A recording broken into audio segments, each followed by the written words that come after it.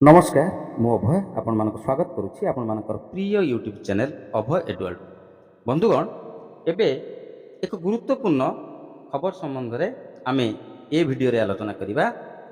राज्यर हजार हजार संख्यक छात्र छात्री अभिभावक मंडली राज्यवासी जातक परि चाहि रहिथिले जे चलित वर्षर मैट्रिक रिजल्ट केबे प्रकाशित हो। आज माध्यमिक शिक्षा परिषद ओडिशा तरफरु ए नै स्पष्ट घोषणा करा जाइछि।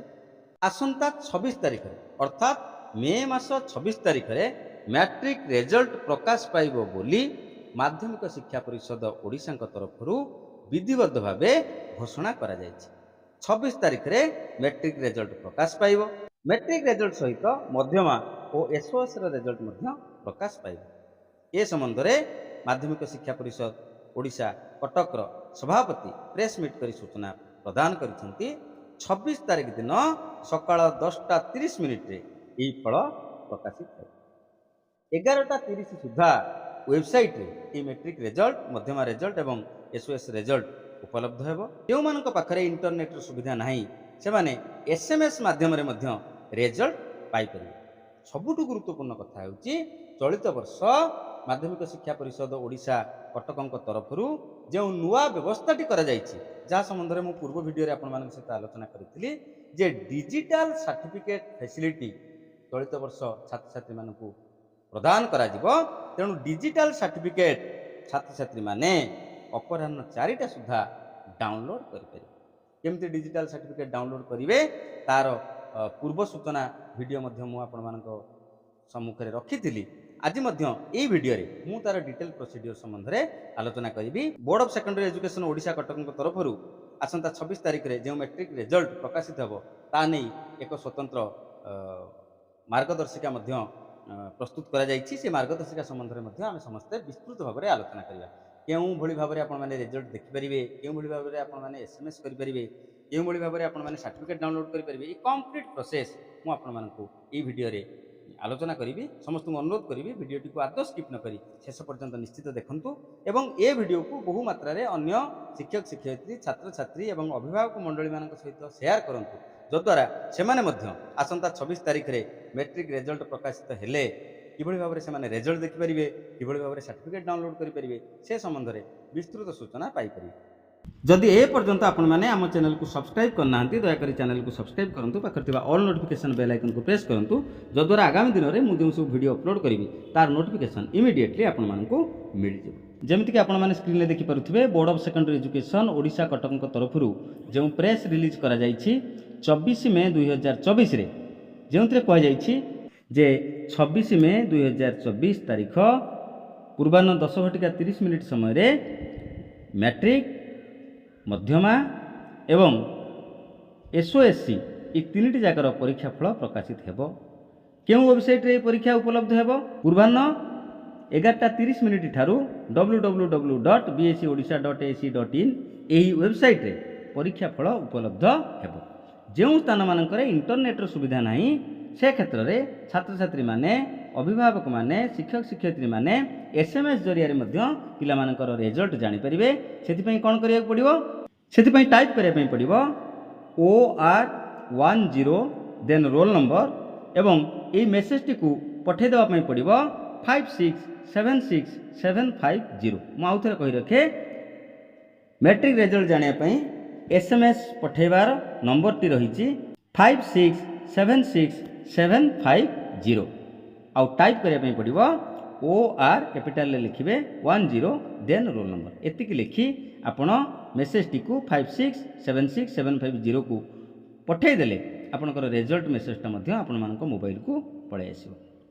केवल एतिकी नुहे विद्यालयर प्रधान शिक्षक माने मध्य तांको विद्यालयर समस्त छात्र छात्री मानकर टैबुलेशन रजिस्टर बा जोटा को हम कहउछन टीआर से माने 12:30 ठारू डाउनलोड करिबा आरंभ करि परिबे। अर्थात 12:30 रे टेबुलेशन रजिस्टर समस्त छात्र छात्री मानकर मार्कशीट जोटा कह जाए मार्क तालिका बा टेबुलेशन रजिस्टर एटा उपलब्ध होबो सेही बोर्ड वेबसाइट रे। विद्यालयर प्रधान शिक्षक शिक्षयित्री माने सेमानंकु दिया जाइथिबा यूजर आईडी एवं पासवर्ड देई टेबुलेशन रजिस्टर को मध्य डाउनलोड करि परिबे। सबुठु गुरुत्वपूर्ण सूचना ये रही ଯେଉଁ ଛାତ୍ରଛାତ୍ରୀମାନଙ୍କର ନମ୍ବର କମିଯାଇଥିବ, ଯେଉଁମାନେ ରିଚେକିଂ ପାଇଁ ବା checking of addition of marks ତା ପାଇଁ ଆପ୍ଲାଏ କରିବା ପାଇଁ ଚାହୁଁଥିବେ, ସେମାନେ 29 ମେ 2024ରୁ 12 ଜୁନ୍ 2024 ମଧ୍ୟରେ ଏଥିପାଇଁ ଆବେଦନ କରିବେ, ଅନଲାଇନ୍ରେ ଆପ୍ଲାଏ କରିବେ। The process will be online for annual HSC and offline for SOSC and Madhyama candidates. Madhyama ଏବଂ state open school certificate examination ଯେଉଁମାନେ ଦେଇଛନ୍ତି ସେମାନେ ଅଫଲାଇନ୍ରେ ଦେବେ, କିନ୍ତୁ ଯେଉଁମାନେ ମ୍ୟାଟ୍ରିକ୍ ପରୀକ୍ଷା ଦେଇଛନ୍ତି, ବାର୍ଷିକ ମ୍ୟାଟ୍ରିକ୍ ପରୀକ୍ଷା ଦେଇଛନ୍ତି, ସେମାନେ ରିଚେକିଂ ପାଇଁ ସେମାନଙ୍କର ଆବେଦନ ଅନଲାଇନ୍ ଜରିଆରେ କରିବେ। ଆସନ୍ତୁ ଜାଣିବା ଆମେ କିଭଳି ଭାବରେ ଡିଜିଟାଲ ସାର୍ଟିଫିକେଟ୍କୁ ଡାଉନଲୋଡ୍ କରିବା, ତାର କମ୍ପ୍ଲିଟ୍ ପ୍ରୋସେସ୍। ଡିଜିଟାଲ ସାର୍ଟିଫିକେଟ୍ ଆମେ କିଭଳି ଡାଉନଲୋଡ୍ କରିବା? ସର୍ବପ୍ରଥମେ ଆପଣଙ୍କୁ board of secondary education Odisha କଟକଙ୍କର ଯେଉଁ ଅଫିସିଆଲ ୱେବସାଇଟ୍ ରହିଛି www.bscodisha.ac.in ଏହି ୱେବସାଇଟ୍କୁ ଯିବା ପାଇଁ ପଡ଼ିବ।